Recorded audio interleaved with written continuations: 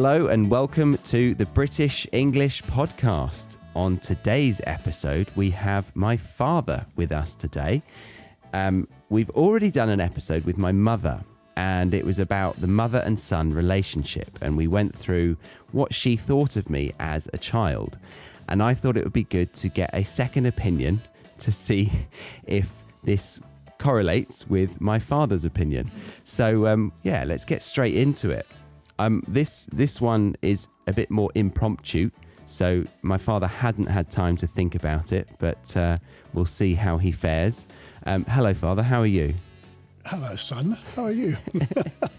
I don't call Charlie son. I call him Charlie. You call me Charlie. Well, this is where we started with my mother's episode. I was referring to her as mother, as I often say father to you. Yes. And this is to avoid what? Personally, what do I avoid? Because you don't like saying daddy and mummy. Yes, exactly. And mummy was more insistent on me saying mummy. You would occasionally let me say dad in front of some friends. In front of a few friends, yes. I could understand that teenagers in particularly rather like to get away from daddy. I think I remember trying to get away from saying daddy in front of my teenage friends, but I remember actually going back to daddy eventually, and actually I always called him daddy after that. Right, okay. But then, so you had that moment, but you still felt like you should inflict me with the daddy rule. I don't really mind, actually. I quite like being called father. It's fine. I can see the joke in it in a sense. Yeah. But yeah, you would call me daddy at times. Yeah. Father other times is perfectly okay. Well, I remember I used to find it tricky when I would ring home in front of my friends at school, I'd ring to see if you or mummy were at home, and Holly or Laura would pick up, and I would have to say, is mummy there? So I'd often say, is anyone else at home? Or just try to avoid that word in any way I could.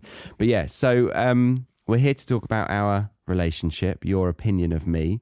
I've got some questions that we'll go through, but before we do, how's your morning been looking so far? My morning?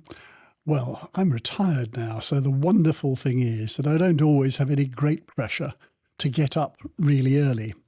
Now, the one time I do get up early is when I'm playing golf early, and that's usually a Monday. Okay. But the other day of the week when I usually play golf, which is a Friday, I've purposely arranged that I don't tee off until after 10 o'clock. Aha, okay. So. And other days of the week, I might be going to the gym at 9, might be going at 10, but I certainly don't try to go at 7 o'clock in the morning. Yeah. And do you really enjoy being retired? I do. Yeah. I love it. I love the fact that I don't have to go in and deal with somebody else's schedule. I have my own schedule, and I'm busy, but that schedule is created by me rather than by somebody else. Yeah. So you still feel like you have a purpose in life? Yes. When people ask me what I do in my retirement, I say the 3 Gs. The 3 Gs are golf. Yes. And golf. Yeah, golf and golf. Golf, grandparenting, and garden.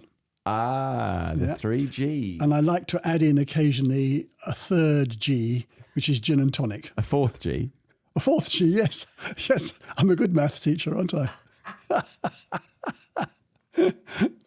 Yes, reminds me a little bit of the Monty Python Spanish Inquisition, which I don't know whether you know about that, but there's a wonderful skit in Monty Python where the clerics dressed in their red and purple robes jump into the room and say, "We are the Spanish Inquisition, and there are 2 main reasons for us being here. Number 1, this, that, and the other. Number 2, this, that, and the other. And number 3, oh no, there are 3 main reasons." And they go out and come in again and say, there are 3 reasons why we are here. Number 1, so-and-so. Number 2, so-and-so. Number 3, so-and-so. Number 4, so... No, there are 4 main reasons for us being here. And so it goes on. Well, at least they were aware of being wrong. But yeah, the 3 Gs, but also a gin and A tonic. gin and tonic. Do you have gin and tonic much? Not very much now. Sometimes at the club when I'm there. But Oh, really? yeah, Okay. I don't often have it here at home. Okay. Yeah. You should bond over gin and tonic with Stacey. She loves gin and Oh, tonic. does she? Oh, right. Lovely. Yeah. Yeah. Okay. Are you ready for the first question? The first question for my starter for 10, is it? There's 3 questions in the form of 15 questions. Yeah. So the first one is, did I cry a lot when I was a baby? And are there any particular reasons or funny stories behind my tears? I find it quite hard to think back to when you were a child. Yeah. I have images. I seem to remember Mummy saying yesterday, oh, yes, you used to cry quite a lot in the car. Mm-hmm. Yeah. Yes, I sort of vaguely remember that. But I would never have said you were a child that blubbed an awful lot. Okay. Yeah. Blubbed meaning crying, of course. Yeah. Yeah, Is this so your word or a word? No, it's an word. English word. Yeah, blubbed. Yeah. Okay. But no, I don't remember you crying a lot. Okay. Yeah. Yeah. Yeah. Okay. In comparison to my sisters, was there much difference, or were we all quite? I don't remember you all crying a lot. I mean, my images of small children nowadays are my grandchildren. Yeah. So, I can see them crying at times and playing up. But partly because when I was young, when you were tinies, and I was working a lot. So therefore, I probably wasn't in some ways, I wasn't at home as much except during the holidays. Yes. And maybe a little bit on the weekends. But in teaching, my form of teaching, I was actually quite busy on the weekends as well. Mm. So it's a bit like the what is the metaphor or the saying? If a tree falls in the woods and there's nobody to hear it, does it make a sound? yes, I suppose you could say that. Yes. Yeah. If a baby cries and the father's not around, He's not crying. in the father's eyes, Yes. but the mother is pulling her hair out. Okay, so you were very busy with work, and what is your work? I was a teacher. Yeah. And when I say I was, yes, I do still teach, but I teach on a one-to-one basis, so I tutor. Yeah. But my teaching career, which went on for 46 years of teaching, and during that time I taught mainly science, although inevitably you have to teach other things at times. But I was a deputy head, and then I became a head. Then after my headship, I got out of that and went back into the staff room, effectively as an assistant teacher. Why did you leave your headship?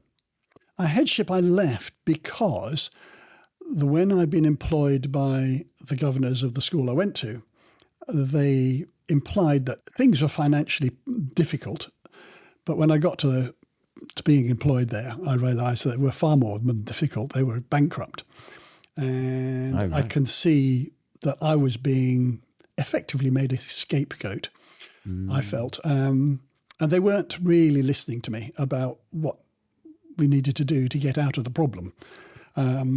I created 5-year plans and so forth and so on. And I think they thought, a new teacher, head teacher coming in would sort it all out in a year or two. But they couldn't quite see that actually growing a school from that situation was going to take at least 5 years. Right. And I just eventually got very fed up with the governors and told them to keep their job, and I went away.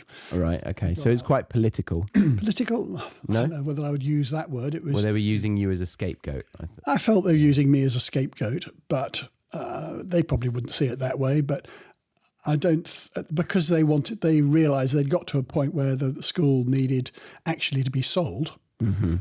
And I thought, well, I shouldn't have been employed in a situation where they knew that the financial situation was so bad that it needed to be sold. They should have sorted that out before employing me. Right. Yeah. Okay.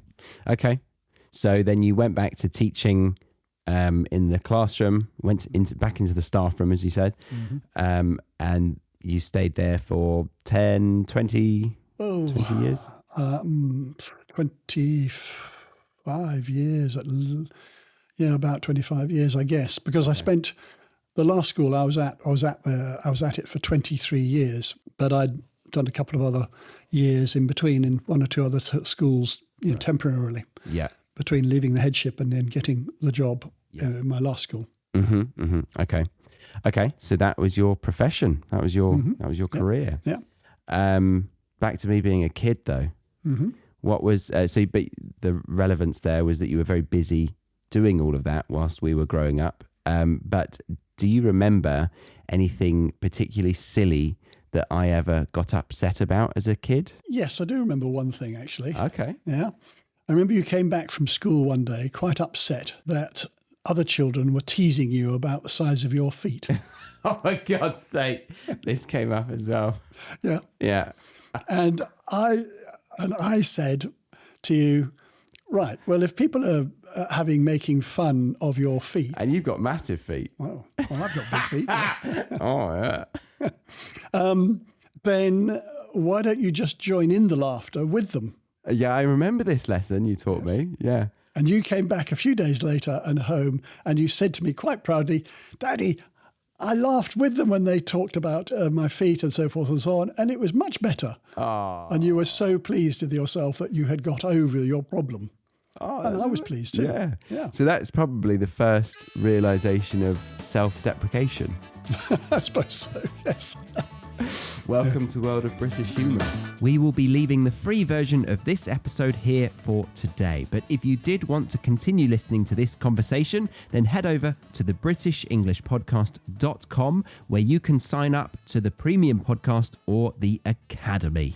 The Premium Podcast gives you the ad-free version with transcripts, a full glossary and flashcards, whereas the Academy gives you all of that plus a whole lot more, including vocab video lessons, writing assignments, weekly Zoom classes, and you can also get paired with a new speaking partner of a similar level to yours each month to really get your speaking practice in. But if you were just here for the free version of this episode, then I thank you very much. Congratulations for getting to the end of this part, and I hope to see you back here next week for another episode. I've been your host, Charlie, on the British English Podcast.